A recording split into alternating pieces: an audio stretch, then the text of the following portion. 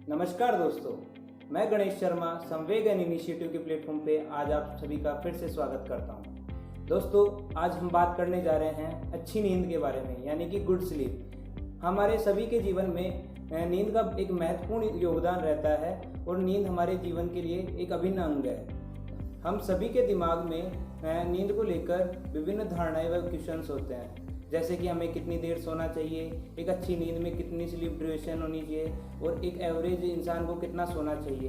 तो आज की वीडियो में हम यही सब जानेंगे। तो आइए चलते हैं। नींद अच्छी आए यह हमारे शरीर के लिए बहुत ज़रूरी है, क्योंकि अगर अच्छी नींद आएगी तो हमारे शरीर को बहुत से फायदे होंगे, जैसे कि हम हमेशा एक्टिव रहेंगे, रोगों से मुक्त रहेंगे और अपना काम पूर्ण संचार से करेंगे। अक्सर हम देखते हैं कुछ लोगों को नींद आती ही नहीं है और कुछ लोगों को नींद तो आती है पर उनकी नींद रात में ब्रेक हो जाती है।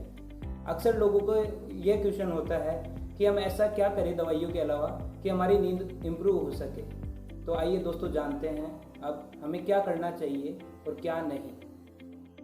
दोस्तों, पहली और सबसे ज़रूरी बात कि आप जब सोने जा रहे हैं तो उससे पहले आप क्या कर रहे हैं, ये सबसे महत्वपूर्ण है। आप जब सोने जाएं तो उससे पहले शारीरिक व मानसिक रूप से स्टिमुलेट करने वाले काम नहीं करने चाहिए। ये आपकी नींद को बहुत प्रभावित करते हैं और आपकी नींद को खराब भी कर सकते हैं। हमें अपने दिमाग को सोने से पहले एक रिलैक्सेशन मोड में लेके आना होता है, जिससे कि हमें नींद अच्छे से आए।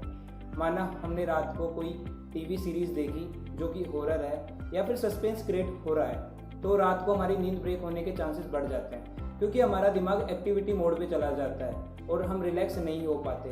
या फिर जैसा कि हम फेसबुक, इंस्टा या फिर व्हाट्सएप जैसी सोशल मीडिया अकाउंट्स चला रहे हैं सोने से पहले, तो हमारे दिमाग में वही चीज़ें चलती रहती है जो हमें चैन से सोने नहीं देती। और जो आजकल देखा गया है वीडियो गेम्स जैसे कि पबजी व अन्य वॉयलेंस वाले गेम, अगर आपको रात को सोने से पहले खेलते हो तो ये आपकी नींद को बहुत प्रभावित करते हैं और साथ ही साथ आपकी नींद को पूर्ण रूप से डिस्टर्ब कर देते हैं तथा आपको मानसिक रूप से भी थका देते हैं। हमें सोने से पहले ऐसी चीज़ें करनी चाहिए जो हमारे दिमाग को यानी कि माइंड को रिलैक्स करे, जैसे कि स्मूथ म्यूजिक सुनना चाहिए या फिर कोई अच्छी नॉवल या कोई बुक पढ़नी चाहिए या फिर अपने मनपसंद का कोई भी काम हल्का फुल्का कर लेना चाहिए, जिससे आपको नींद आने में आसानी हो। बहुत सारे लोगों का ये क्वेश्चन होता है कि फिजिकल एक्सरसाइज हमें नींद में क्या मदद देती है। तो दोस्तों, फिजिकल एक्सरसाइज हमें नींद में मदद तो देती है, परंतु ये निर्भर करता है उसकी टाइमिंग पर कि आपने फिजिकल एक्सरसाइज कब की है।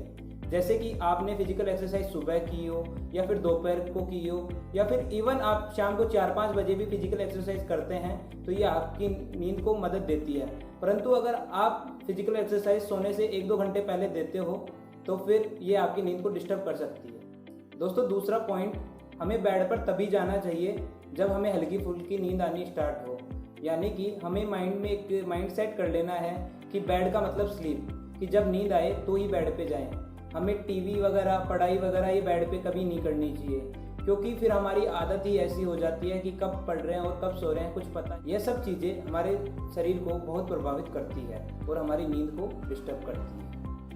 तो अब बात करते हैं खाने पीने के बारे में कि हमें क्या खाना चाहिए, क्या पीना चाहिए और क्या नहीं खाना चाहिए और क्या नहीं पीना चाहिए। तो दोस्तों, रूल्स की माने तो रात के समय हैवी खाना, फैटी खाना, स्पाइसी खाना नहीं खाना चाहिए और खाना खाने का समय भी सोने से कम 1-2 घंटे पहले होना चाहिए। इससे हमारा पाचन तंत्र खराब हो सकता है अगर हम सोने से पहले तुरंत पहले खाना खाते हैं तो। मतलब हमारी मील माइल्ड व राइट होनी चाहिए। जैसा कि कुछ लोगों को देखा गया है कि वह रात को खाना नहीं खाते, तो उनको रात को खाना खाना चाहिए, चाहे वे हल्का फुल्का ही खाना खाए, क्योंकि रात को भूख के कारण उनकी नींद ब्रेक हो सकती है। ऐसी भी संभावनाएं हमने देखी है कि जो रात को खाना नहीं खाते वो भूख के कारण रात को अपनी नींद खो बैठते हैं। अब पीने की बात करें तो चाय और कॉफ़ी हमें शाम को 7 बजे बाद नहीं पीना चाहिए, क्योंकि इनका इफेक्ट होता है स्टिमुलेटिंग। ये ऑटोमेटिकली हमारी नींद को डिस्टर्ब करने में पूरा योगदान देते हैं। और हम बात करें शराब की और धूम्रपान की, तो ये तो वैसे भी हमें नहीं करना चाहिए, क्योंकि ये सब हमारे शरीर के लिए हानिकारक होते हैं। और अब बात करते हैं कमरे की, कि जहां आप सोने जा रहे हैं वह कमरा कैसा हो। कमरा अक्सर डार्क व क्वाइट होना चाहिए, यानी कि कमरे में अंधेरा और शांति होनी चाहिए। अगर कमरे में कहीं से लाइट आ रही है या कहीं से शोर आ रहा है तो यह भी आपकी नींद को डिस्टर्ब कर सकता है। अतः अच्छी नींद के लिए अंधेरा कमरा व शांत कमरा ढूंढें।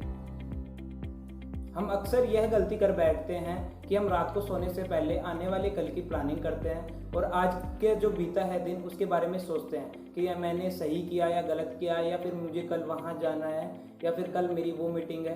तो ये सब चीज़ें हमारे दिमाग को पुनः एक्टिविटी मोड पे ले आती है, मतलब ये हमें रिलैक्स नहीं रहने देती।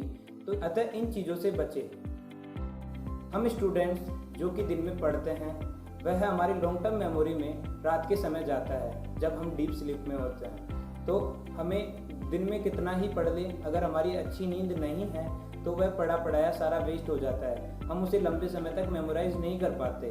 अतः हमें अच्छी नींद लेनी चाहिए, डीप स्लीप लेनी चाहिए, ताकि हम चीज़ों को लंबे समय तक मेमोराइज कर पाएँ। अंत में मैं यही कहूँगा, अपने स्वास्थ्य का ध्यान रखें, अच्छी नींद लें, कम से कम 6 घंटे सोए, 6 से 8 घंटे की नींद जरूर लें। स्वस्थ रहे। धन्यवाद।